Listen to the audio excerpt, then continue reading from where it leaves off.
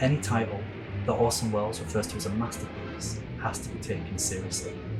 And Alfred Hitchcock's 39 Steps is unquestionably one of his greatest achievements as a director. So we'll always kind of fully assess the film before we start any ingest and restoration work. And yeah, this was kind of by far the oldest film that we've restored. And as a result of the age, it was probably in the worst condition. So we knew we kind of had an uphill challenge getting this film to a presentable standard. But that's why we do what we do. That's the challenges that we want to take on. Talking specifically, it does lots of dust, lots of scratches, and particularly bad flicker throughout the whole of the film.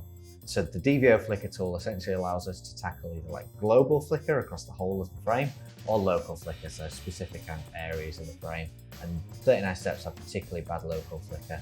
The software is looking for changes in luminance levels across the image. So if someone moves across, that is a change in luminance level. And if you're not really careful, you can introduce aspects such as ghosting and kind of smearing. So that's something we just have to be really, really mindful of with 39 Steps. Because we're pushing the tools so far, you get really good results, but you need to be very careful that you're not doing more than you should be.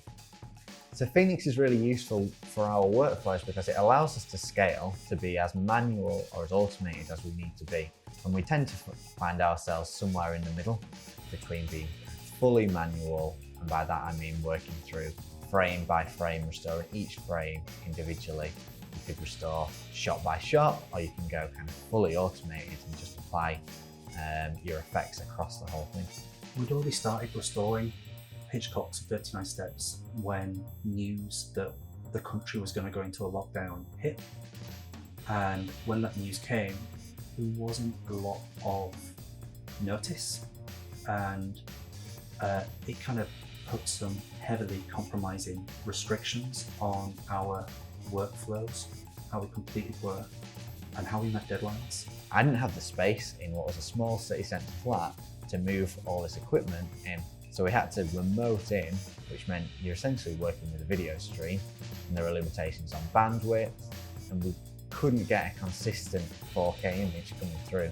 So it meant we really had to shift right towards the manual end of that workflow and work through frame by frame, because it was the only way to be sure that we were not missing anything and that we were restoring it to the best of our capabilities. What for did you pull the communication cord? To stop the train, you old fool. It's against all the regulations to stop the train on the bridge. But a man jumped off. He's a murderer. We've got to take him. Which way did he go? He must have jumped off here. I cannot see him. You sure he jumped? Anyway, I cannot wait here any longer. There he is, getting on the train. When we started doing the work for 39 Steps, we never in a million years thought we'd be in a position of submitting this work for an award. The fact that we did, and we were shortlisted, and then the fact that we won, is really a mind-blowing achievement for us. It is a privilege to be working on these titles at all, and it's very proud for me to bring that work into the region, so then to be recognised by the Royal Television Society with an award for that is a really kind of nice moment. It's a seal of approval from our peers in the industry, in the region, and it also helps shine a light on the work that ITV Content Delivery, Josh and his team in ITV Content Delivery, the work that they're doing to restore, to look after, and to ensure classic films, classic content is being restored, is being preserved, and is available for people to watch and enjoy for years, if not decades to come.